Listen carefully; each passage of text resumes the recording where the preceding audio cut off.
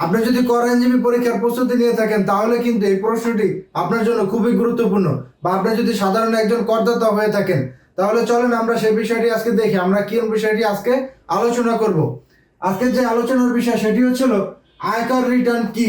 এটা কিন্তু আপনি যদি একজন কর আইনজীবী পরীক্ষা দেন বা আপনি যদি একজন করদাতা হন, দুইজনের জন্যই কিন্তু খুবই গুরুত্বপূর্ণ। সেটি কি, আয়কর রিটার্ন কি, কে আয়কর রিটার্ন দাখিল করতে বাধ্য, এর পরবর্তীতে রিটার্ন দাখিলের সময়সীমা কত, রিটার্ন দাখিলের ব্যর্থতার কি শাস্তি হতে পারে। দেখেন এখানে কিন্তু এটা কিন্তু আমাদের বড় প্রশ্ন, এটা কিন্তু আমাদের ছোট প্রশ্ন নয়। আমরা যে পূর্বে যেগুলি দিয়েছিলাম যে 1 মার্কের প্রশ্ন, সেই 1 মার্কের প্রশ্ন কিন্তু এটা না, এটা হচ্ছিল আমাদের বড় প্রশ্ন।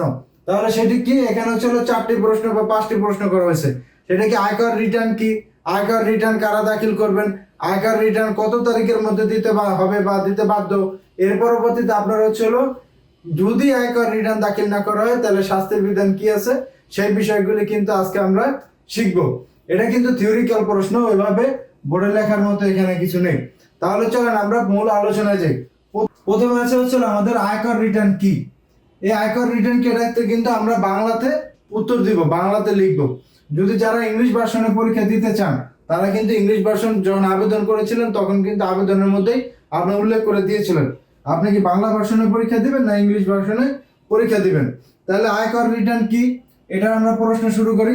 আয়কর রিটার্ন হচ্ছিল আয়কর কর্তৃপক্ষের নিকট, যেটা আয়কর রিটার্ন, এই যে এতটুকু প্রশ্নের উত্তর সেটি হচ্ছিল আয়কর কর্তৃপক্ষের নিকট আপনি আপনার একটি আয় বর্ষের সকল প্রকার আয়, ব্যয়, বিনিয়োগ, দেনা, যাবতীয় যেগুলি আছে, মালিকানা সত্ত্ব যা আছে সবকিছু আয়কর কর্তৃপক্ষের নিকট আপনি আপনার একটি বছরের যে কয় টাকা আপনার আয় আছে, আপনার বিনিয়োগ আছে, আপনার দায় আছে, আপনার পরিসম্পদ আছে, সকল কিছু কিন্তু আয়কর কর্তৃপক্ষের নিকট দাখিল করাই হচ্ছিল আয়কর রিটার্ন।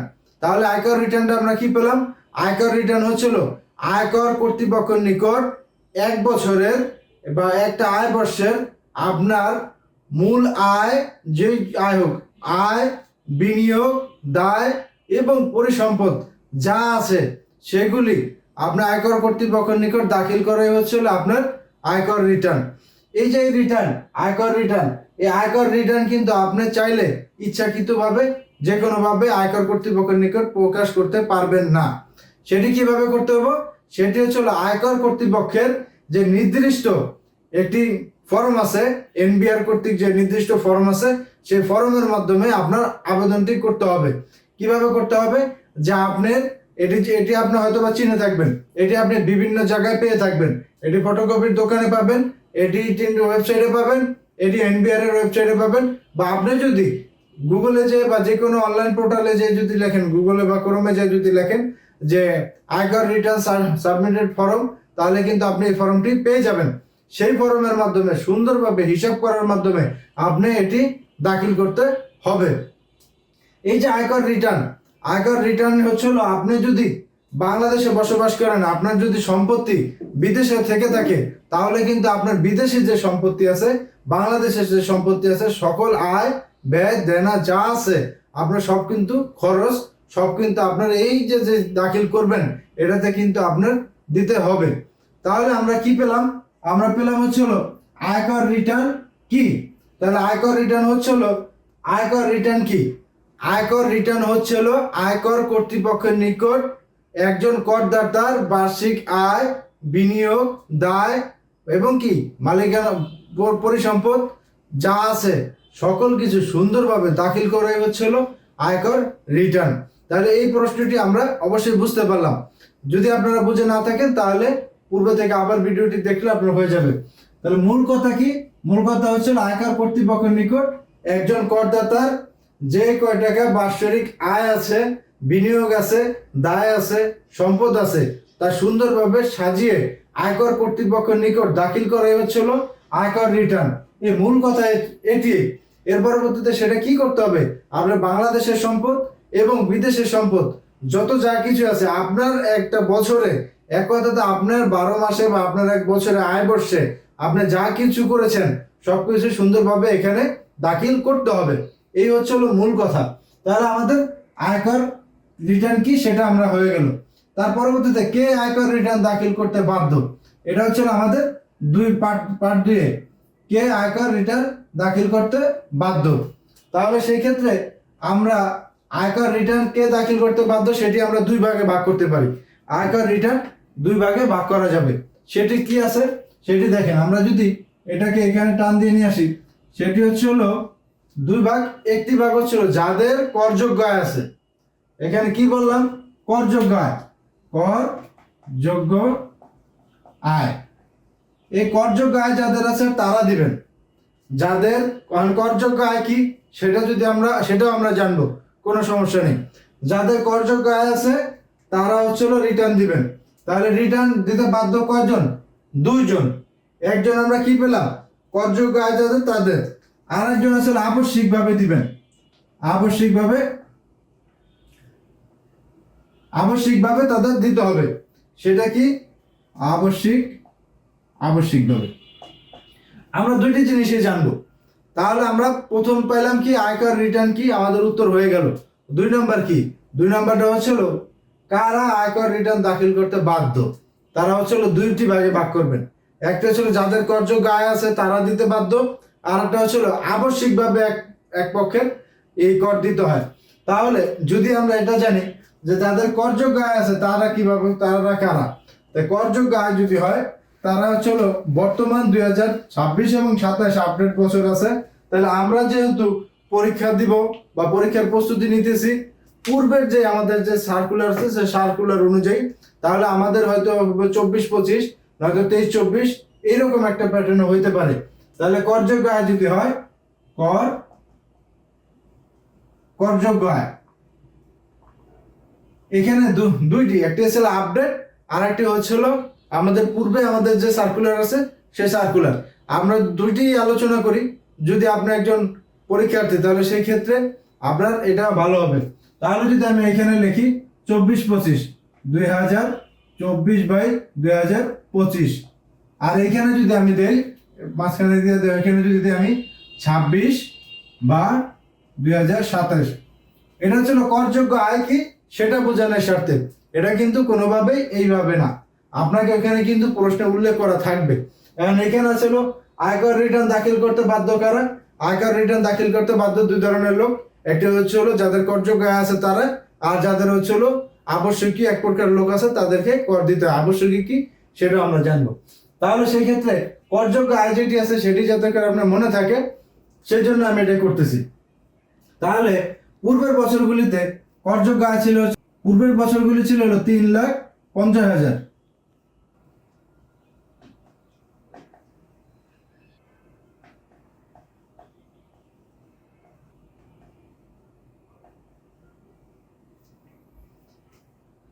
এখন দেখেন আমরা কি করলাম, আমরা হচ্ছে 2023 এবং 2024 এবং 25-এর করযোগ্য আয় কি তাদের একটা লিস্ট করলাম।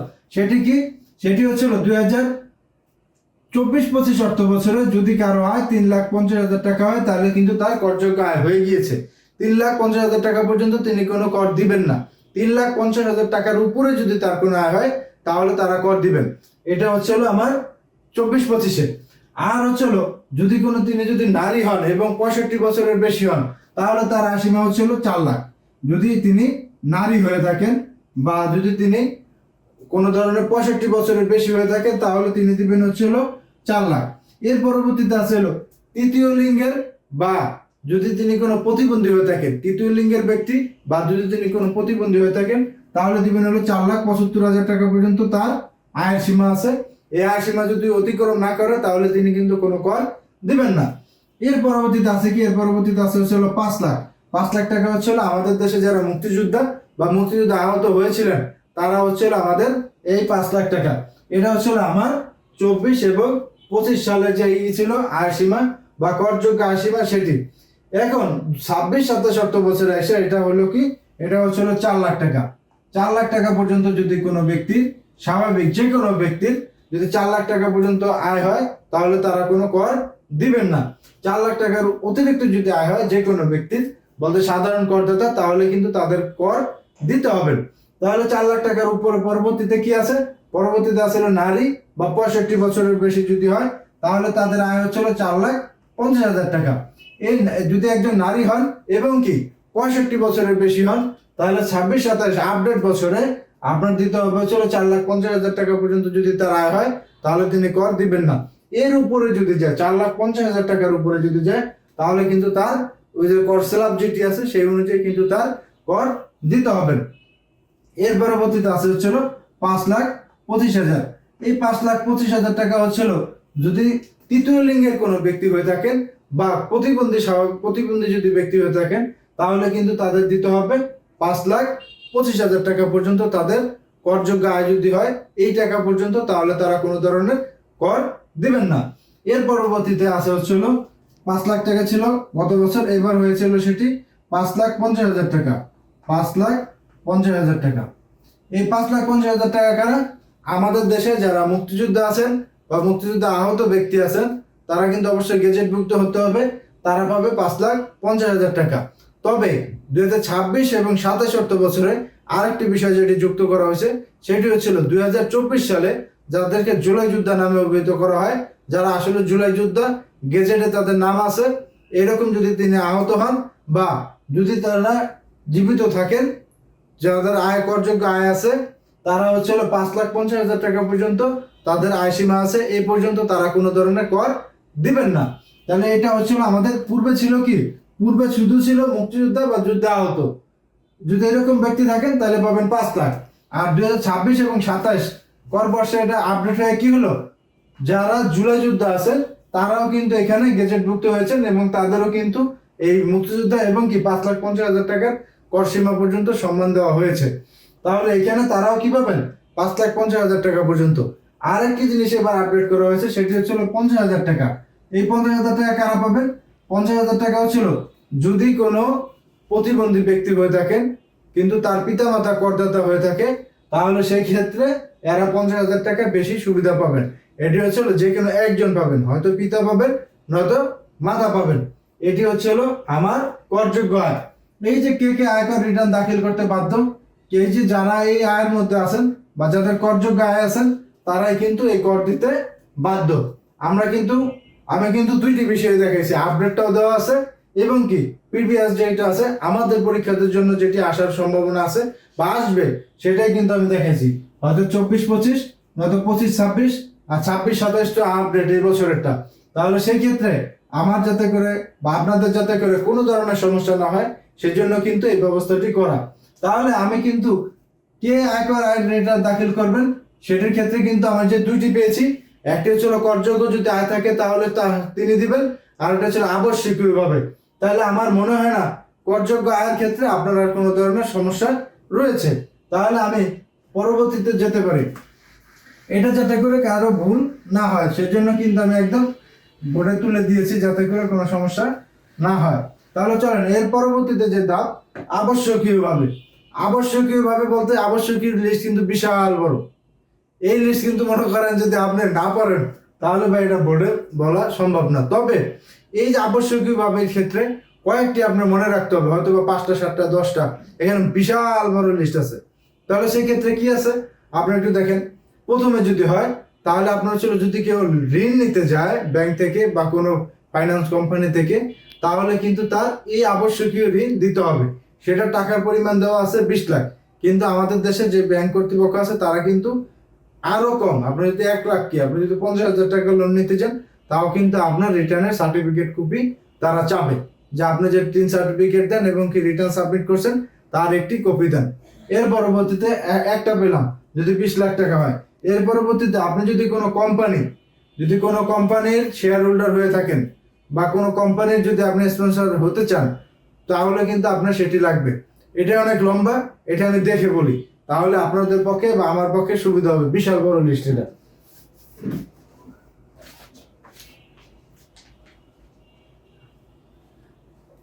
আচ্ছা, এই হচ্ছিল বিষয়, আপনারা একটু মনোযোগ সহকারে দেখবেন। এটা হচ্ছিল আমার শ্রদ্ধেয় স্যারের বই, ইমতিয়াজ স্যারের বই, আপনারা চাইলে এটি সংগ্রহ করতে পারেন। এই হচ্ছিল স্যারের বই। এই বইয়ের মধ্যে যেটি আছে 2 নম্বর প্রশ্নে সেটি দেখেন। সেটি হচ্ছিল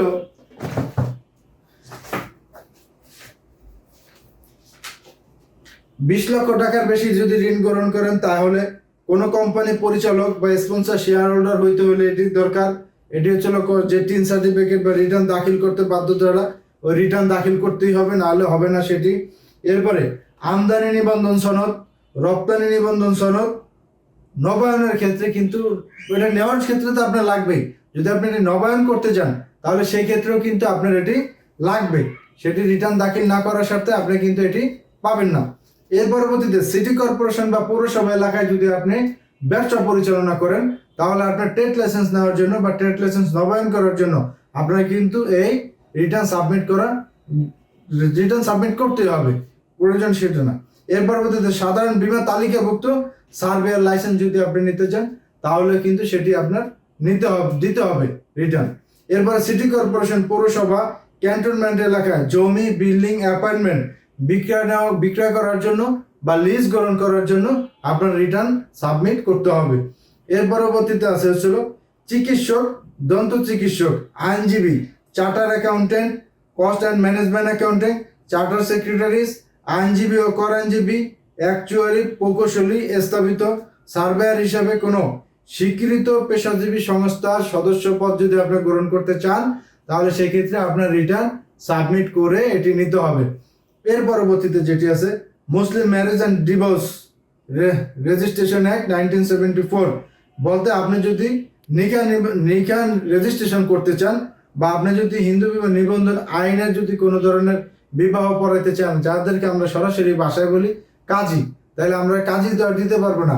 আমাদের দিতে হবে যদি আপনি নিকাহ রেজিস্ট্রেশন এরকম সদস্য হতে চান বা লাইসেন্স নিতে চান তাহলে সেক্ষেত্রে আপনার রিটার্ন সাবমিট করতে হবে। এর পরবর্তীতে আছে ট্রেড বডি বা কোনো বাণিজ্যিক সংগঠনের সদস্য পদ অথবা নবায়ন করিতে, যদি কোনো বাণিজ্যিক সংগঠন আপনার থাকেন সেক্ষেত্রে যদি আপনি সদস্য পদ নিতে চান তাহলে সেক্ষেত্রে আপনার রিটার্ন সাবমিট করে নিতে হবে।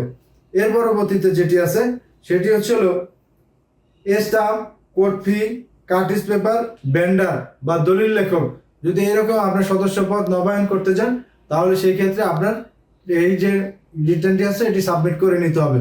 কি কি বলা হলো, একটা হচ্ছে গেল আপনি স্টাম্প পেপার বিক্রি করবেন, কার্টিস বিক্রি করবেন, আপনি একজন ভেন্ডার বা আপনি একজন দলিল লেখক, যদি আপনার এই লাইসেন্সটি নবায়ন করতে হয় তাহলে আপনার অবশ্যই কি করতে হবে, রিটার্ন সার্টিফিকেট বা রিটার্ন সাবমিট করতে হবে।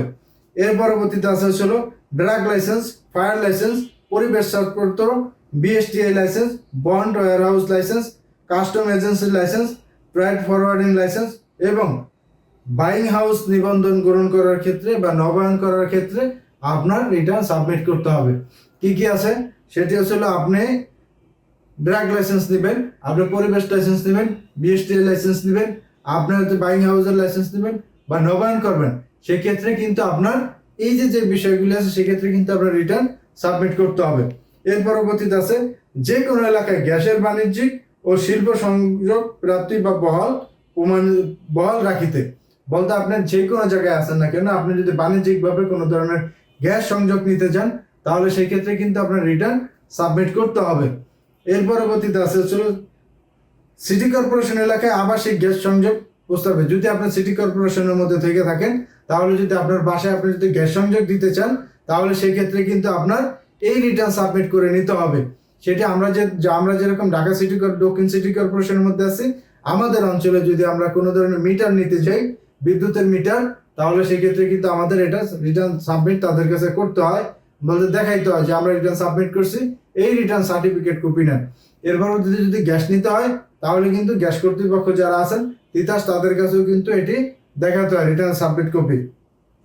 এর পরবর্তীতে হচ্ছে লঞ্চ, স্টিমার, মাছ ধরার ট্রলার, কার্গো, যে কোনো প্রকারের ভাড়া চালিত নৌযানের ক্ষেত্রে সার্টিফিকেট গ্রহণের জন্য এটা আপনার রিটার্ন সাবমিট করতে হবে। এরপর আছে পরিবেশ অধিদপ্তর বা জেলা প্রশাসক কার্যালয় হইতে ইট উৎপাদনের অনুমোদন যদি আপনি নিতে চান তাহলে সেই ক্ষেত্রে আপনার রিটার্ন সাবমিট করতে হবে।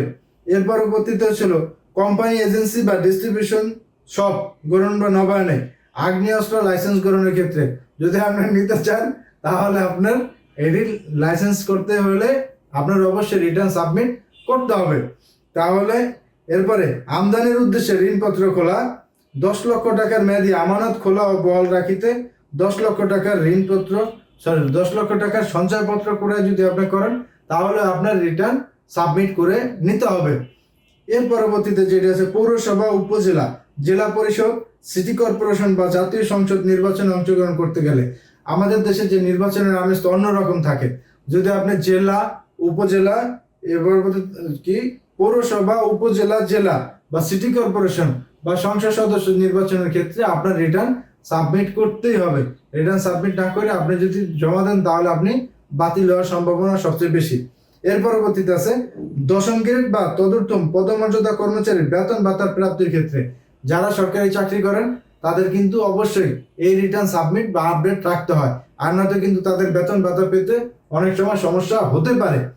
এর পরবর্তীতে আছে হচ্ছে স্বাভাবিক ব্যক্তি ব্যতীত অন্যান্য করদাতাদের ক্ষেত্রে মোবাইল ফাইন্যান্সিয়াল সার্ভিস বা মোবাইল ব্যাংকিং বা ইলেকট্রনিক উপায়ে টাকা স্থানান্তরের মাধ্যমে এবং মোবাইল ফোনের হিসাব রিচার্জের মাধ্যমে কমিশন, ফি বা অন্যান্য কোনো অর্থ প্রাপ্তির ক্ষেত্রে। এর পরবর্তীতে আছে কোনো নিবাসী করদাতা কর্তৃক অ্যাডভাইজারি বা consultancy service, catering service, event management service, জনবল সরবরাহ, নিরাপত্তা সেবা সরবরাহ বাবদ কোনো কোম্পানি হইতে অর্থ প্রাপ্তির ক্ষেত্রেও এটি করতে হবে। এর পরবর্তীতে আছে বীমা কোম্পানির এজেন্সি সার্টিফিকেট গ্রহণ করার ক্ষেত্রে আপনার রিটার্ন সাবমিট করতে হবে। এর পরবর্তীতে hotel, restaurant, motel, community centre, convention hall, হাসপাতাল, ক্লিনিক, ডায়াগনস্টিক সেন্টার লাইসেন্স গ্রহণ ও নবায়নের ক্ষেত্রে আপনার রিটার্ন সাবমিট করতে হবে। এর পরবর্তীতে পণ্য আমদানি ও রপ্তানির উদ্দেশ্যে বিল অফ এন্ট্রি দাখিলের ক্ষেত্রে আপনার এটি করতে হবে। সর্বশেষ সেটি হচ্ছিল সামাজিক অনুষ্ঠান, corporate program, workshop, seminar, symposium, প্রশিক্ষণ সহ সমস্ত যে কোনো অনুষ্ঠানের জন্য এই এলাকায় কমিউনিটি সেন্টার বা কনভেনশন যদি হয় তাহলে আপনার রিটার্ন সাবমিট করতে হবে। তাহলে আমরা কিন্তু বিশাল বড় একটি লিস্ট দেখলাম, এটি অবশ্যই আপনারাও পড়ে নিতে পারবেন। যদি স্যারের বইটি সংগ্রহ করেন তো ভালো করতে পারেন, বা আপনার ইচ্ছা অনুযায়ী আপনি যে কোনো বই সংগ্রহ করতে পারেন। আপনি যদি বইটি সংগ্রহ করতে না চান তাহলেও কিন্তু আপনি পড়তে পারবেন। সেটা হচ্ছে আপনি বিভিন্ন ওয়েবসাইটের মাধ্যমে এগুলি কিন্তু এখন পাওয়া যায় যে আবশ্যকীয়ভাবে কাদের রিটার্ন সাবমিট করতে হয়। তাহলে আমরা যে একবার পড়লাম, একবারের ক্ষেত্রে কিন্তু আমরা অন্তত 4-5টি লিখতে পারবো। সেটি 4-5টি কি, যেরকম আপনি যদি 20 লক্ষ টাকা ঋণ গ্রহণ করতে চান তাহলে আপনার রিটার্ন সাবমিট করতে হবে। আপনি যদি সিটি কর্পোরেশন বা পৌরসভা অঞ্চলের ভিত্তিতে যদি আপনি ব্যবসা পরিচালনা করেন সেক্ষেত্রে আপনার নতুন ট্রেড লাইসেন্স বা নবায়ন করার ক্ষেত্রে আপনার এটি নিতে হবে। আপনি যদি কোনো একজন আইনজীবী হন, আপনি যদি কর আইনজীবী হন, আপনি যদি ডাক্তার হন, আপনি যদি একজন চিকিৎসক হন, এরকম ক্ষেত্রে আপনার এটা যদি সদস্য পদ নিতে চান তাহলে আপনার রিটার্ন সাবমিট করতে হবে। আপনি যদি একজন ব্যবসায়িক সদস্য হতে চান কোনো ট্রেড বা বাণিজ্যিক কোনো ব্যবসা প্রতিষ্ঠানের, বা আপনি কোনো সংগঠনের সদস্য হতে চান তাহলেও কিন্তু আপনার এই রিটার্নটি করতে হবে, রিটার্নটি সাবমিট করতে হবে। আপনি যদি হাসপাতাল, ক্লিনিক, ডায়াগনস্টিক সেন্টার এইরকম যদি কোনো প্রতিষ্ঠান করতে চান তাহলে কিন্তু আপনার রিটার্ন এটা গ্রহণ করতে হবে। আপনি কিন্তু পরিবেশ অধিদপ্তর, ফায়ার লাইসেন্স এবং কি আপনি বিএসটি এর লাইসেন্স যদি নিতে চান তাও আপনার কিন্তু এই আবশ্যকীয় করটি দিতে হবে। তো এরকম দীর্ঘ বড় সারি আছে, আপনার অনুযায়ী আপনার মন মতন অনুযায়ী আপনি যদি কয়েকবার পড়েন তাহলে কিন্তু সেটি আপনার হয়ে যাবে আশা করি। এই হচ্ছে আমার আবশ্যকীয় যারা দেয় তারা। তাহলে আমার প্রথম কি হলো, আয়কর রিটার্ন কি সেটি আমরা পড়লাম যে আয়কর কর্তৃপক্ষের নিকট একজন করদাতা তার বার্ষিক যে আয়, বার্ষিক দায়, বিনিয়োগ এবং সম্পদের যে হিসাব সুন্দরভাবে সাজিয়ে উপস্থাপন করা হয় বা দাখিল করা হয় তাই হচ্ছিল আমার আয়কর রিটার্ন। আয়কর রিটার্ন এমনি যে কোনো আপনার বা একজন করদাতার ইচ্ছা অনুযায়ী দেওয়া যাবে না, সেটি হচ্ছিল এনবিআর এর যে নির্দিষ্ট ফর্ম আছে সেই ফর্ম অনুযায়ী দিতে হবে। সেই ফর্ম অনুযায়ী আপনার দেশে এবং বিদেশে যে সম্পত্তি বা যেখানে আয়, ব্যয়, দায়, দেনা যা আছে সবকিছু আপনি সেখানে উল্লেখ করবেন। এরপরে কে রিটার্ন দাখিল করতে বাধ্য? 2 ধরনের শ্রেণীর লোক রিটার্ন দাখিল করতে বাধ্য। এক, যাদের হচ্ছিল করযোগ্য আয় আছে তারা, আর এক পক্ষ হচ্ছিল আবশ্যকীয়। তাহলে কাদের করযোগ্য আয় আছে সেটি আমরা এখানে লিখেছিলাম 2023-24 সালে যারা করযোগ্য আয় দাবি আছে, আর এখানে লিখেছিলাম একদম আপডেট 26 এবং 27 সালে যাদের করযোগ্য আয় আছে তাদের এখানে লিখেছিলাম। এরপরে লিখেছিলাম হচ্ছিল, এরপরে বলেছিলাম যে যাদের করযোগ্য আবশ্যকীয় যারা করযোগ্য বা কর দেয় তাদের যে বিস্তারিত আছে সেটি কিন্তু আমরা এখানে উল্লেখ করেছিলাম। তাহলে আমাদের এখানে গেল রিটার্ন দাখিলের সময়সীমা কত। তাহলে আমার 2 নাম্বার দাবটিও আশা করি আপনারা বুঝতে পেরেছেন বা হয়েছে। এর পরবর্তীতে রিটার্নের সময়সীমা কত বলতে একজন করদাতা কত তারিখের মধ্যে রিটার্ন সাবমিট করবেন সেটি হচ্ছে এখানে বিষয় বা এখানে উল্লেখ করতে বলা হয়েছে। তাহলে একজন ব্যক্তি কত দিনের মধ্যে, এখানে বোঝানো হয়েছিল কত দিনের মধ্যে একজন করদাতা রিটার্ন সাবমিট করবেন। বলতে আমরা কি জানি যে একটি বছরের হিসাব হয় কখন, 1 জুলাই থেকে পরবর্তী জুনের 30 তারিখ পর্যন্ত আমার হিসাব হয়। তাহলে একজন ব্যক্তির যদি এই হিসাবটি হয় 12 মাসের, তাহলে একজন করদাতা সর্বশেষ কত দিনের মধ্যে করটি দিতে রিটার্নটি সাবমিট করতে পারবেন কোনো ধরনের জরিমানা ছাড়া। সেটি হচ্ছিল একজন করদাতার ক্ষেত্রে কর কর্তৃপক্ষের রিটার্ন সর্বশেষ তারিখ হলো, তাদেরকে বলা হয় কর দিবস। সেটি হচ্ছিল 30শে নভেম্বর। 30শে নভেম্বরের মধ্যে যদি একজন সাধারণ করদাতা যদি তিনি কর ফাইল বা রিটার্নের যে ফাইলটি আছে সেটি যদি সাবমিট করেন, তাহলে তার কিন্তু কোনো ধরনের জরিমানা হওয়ার আশঙ্কা নেই। এটাকে বলা হয়েছিল কর দিবস। এই কর দিবসের মধ্যেই আপনাদের এই রিটার্নটি সাবমিট করা প্রয়োজন। বলতে আপনি যদি একজন করদাতা হয়ে থাকেন, যদি আপনার এটা হিসাব বুঝতে সমস্যা হয়, তাহলে যেই ব্যক্তি বা যারা এর সাথে সংযুক্ত আছেন তাদের সহযোগিতা নিয়ে আপনি একজন সাধারণ করদাতা হলে এটি জমা দিতে পারেন। তাহলে আমরা এখানে এই জিনিসটা সহজ। রিটার্ন দাখিলের সময়সীমা কত? রিটার্ন দাখিলের সময়সীমা হচ্ছিল আপনার আয় বর্ষ শেষ হওয়ার পর কর বর্ষের 30শে নভেম্বর পর্যন্ত আপনি এটি সর্বশেষ কর দিবস হিসাবে পালন করা হয়। 30শে নভেম্বরের মধ্যে আপনি এটি দাখিল করবেন, তাহলে আপনার কোনো ধরনের জরিমানা হওয়ার সুযোগ নেই। তাহলে এটি হচ্ছিল আমাদের 30শে নভেম্বরের মধ্যে আইন অনুযায়ী একজন করদাতা এটি করবেন। এরপরে যেটি আছে, রিটার্ন দাখিলে ব্যর্থ হলে কি কি শাস্তি পাওয়া যায়। আর এই শাস্তি কিন্তু আমরা অনেকে জানি, অনেকে আবার টিন সার্টিফিকেট করছেন, বছরের পর বছর পরে রয়েছে যে আপনারা কোনো খোঁজ খবরই রাখেন না। এরকম অনেক ধরনের করদাতা আছে। সেটা আমাদের আজকে প্রশ্নের বিষয় না, কেননা আমরা সেই ব্যবসায় যাবো না। আমাদের পরীক্ষার যেটা দরকার সেটি কি রিটার্ন দাখিলে ব্যর্থ হলে কি কি শাস্তি রয়েছে। বলতে একজন করদাতা যদি রিটার্ন দাখিল না করেন, তাহলে তার শাস্তির বিধান কি সেটি আমরা উল্লেখ করব বা সেটি আমরা পড়ব। সেটি হচ্ছিল আয়কর আইনের ক্ষেত্রে, যদি আয়কর আইন 2023 অনুযায়ী যদি আপনার এরকম কোনো ঘটনা ঘটে যে তিনি রিটার্ন সাবমিট করতে ব্যর্থ, তাহলে কি করা যেতে পারে? তাহলে সেটি প্রাথমিক অবস্থায় তার বিদ্যুতের সংযোগ বিচ্ছিন্ন হতে পারে, তার গ্যাসের সংযোগ বিচ্ছিন্ন হতে পারে। এ দুটা হচ্ছিল আপনার কমন, যে কি হবে রিটার্ন দাখিলে ব্যর্থ হলে তার এই সেবা, সরকারি যে সেবাগুলি আছে সেইগুলি পেতে তার সমস্যা হতে পারে, এবং কি বেতন ভাতা পেতেও কিন্তু তার অনেক সময় সমস্যা হয়ে যেতে পারে। তাহলে আমাদের কি হলো, তার বিদ্যুৎ সংযোগ বিচ্ছিন্ন হতে পারে, তার গ্যাস সংযোগ বিচ্ছিন্ন হতে পারে, অনেক সময় তার যে বেতনাদি আসবেন সেই বেতনাদিও কিন্তু অনেক সময় আটকে যেতে পারেন, এবং কি সেখানেও তার বেতন পেতে সমস্যা হতে পারেন। উপকর কমিশনার আপনাকে যে কর আরোপ যে ধরনের জরিমানা আছে সেটি আপনার করতে পারে, সেই জরিমানা আপনার দিতে হতে পারে, এবং কি আপনি যদি সেখানে অংশগ্রহণ না করেন, তাহলে কিন্তু উপকর কমিশনার নিজে একতরফাভাবে যে শাস্তি আপনাকে দিবে সেই শাস্তি কিন্তু আপনার মেনে নিতে হবে। তাহলে আমরা অবশ্যই চাইবো যাতে করে এই ধরনের শাস্তি আপনি না পান। তাহলে রিটার্ন দাখিলে ব্যর্থ হলে কি কি শাস্তি পাইতে পারেন? রিটার্ন দাখিলে ব্যর্থ হলে এক কথাতে আপনার বিদ্যুৎ, আপনার গ্যাস সংযোগ বিচ্ছিন্ন হতে পারে। 2, আপনার বেতন ভাতা পেতেও অসুবিধা হতে পারে। 3, আয়কর আইন 266 আয়কর আইন 2023 ধারা 266 অনুযায়ী উপকর কমিশনার যে কোনো ধরনের রায় বা জরিমানার সিদ্ধান্ত নিতে পারেন। এর পরবর্তীতে উপকর কমিশনার যদি আপনি উপস্থিত না হয় বা করদাতা যদি উপস্থিত না থাকে, তাহলে একতরফাভাবে যে কোনো ধরনের সিদ্ধান্ত তিনি নিতে পারেন। এই হচ্ছে আমার আজকের যে বড় প্রশ্নটি আছে, আয়কর রিটার্ন কি, কে আয়কর রিটার্ন দাখিল করতে বাধ্য, রিটার্ন দাখিলের সময়সীমা কত, রিটার্ন দাখিলে ব্যর্থ হলে কি কি শাস্তি হতে পারে। আশা করি সম্পূর্ণ ভিডিওটি আমি সহজভাবে বোঝানোর বা সহজভাবে উপস্থাপন করার চেষ্টা করেছি, আমার পক্ষে যতটুকু সম্ভব হয়েছে। আশা করি আপনি ভিডিওটি শেষ পর্যন্ত দেখেছেন। যদি ভিডিওটি ভালো লাগে বা যদি ভিডিওটি আপনার উপকার মনে হয়, তাহলে অবশ্যই আপনি ভিডিওটি লাইক দিবেন এবং আমাদের সঙ্গে যুক্ত থাকবেন। অন্য কেউ যাতে করে এটি দেখতে পারে সেই জন্য অবশ্যই শেয়ার করার জন্য আপনার কাছে অনুরোধ থাকবো। শেষ পর্যন্ত আপনি আমাদের সঙ্গে যুক্ত থাকার জন্য ডেইলি ল একাডেমির সঙ্গে আপনাকে অসংখ্য ধন্যবাদ। দেখা হবে পরবর্তী কোনো প্রশ্ন নিয়ে। সে পর্যন্ত অবশ্যই সুস্থ থাকার আশা রেখে এখানে শেষ করছি। আসসালামু আলাইকুম।